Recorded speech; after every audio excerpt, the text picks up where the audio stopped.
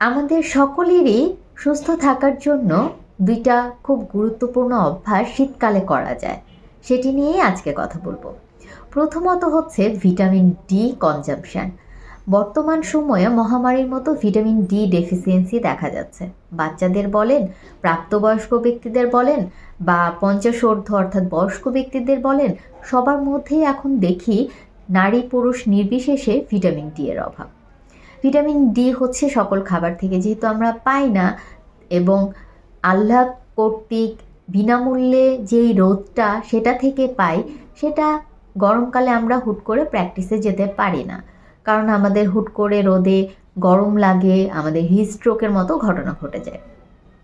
কিন্তু শীতকালে রোদটা আমাদের ভালো লাগে, তাই বাসার সবাই চেষ্টা করবেন 10টা থেকে 3টার মধ্যে যে কোনো 15 মিনিট অন্তত রোদে থাকার জন্য।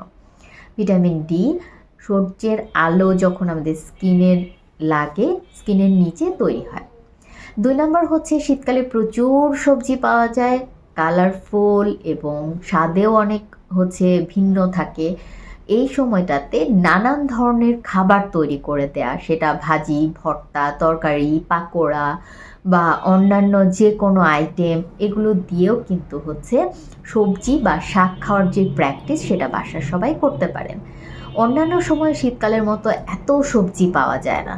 যখন একজন ব্যক্তি সবজি খাওয়ার স্বাদটা পেয়ে যাবে বা তার ভালো লাগবে, তখন সে বছরের অন্যান্য সময়েও কিন্তু দেখবেন যে অন্যান্য যেই সবজিগুলো পাওয়া যাচ্ছে সেগুলো খেতে পছন্দ করবে। ভালো লাগার একটা সূচনা বলতে পারেন। তাই শীতকালটাকে অবশ্যই এখনই কাজে লাগান।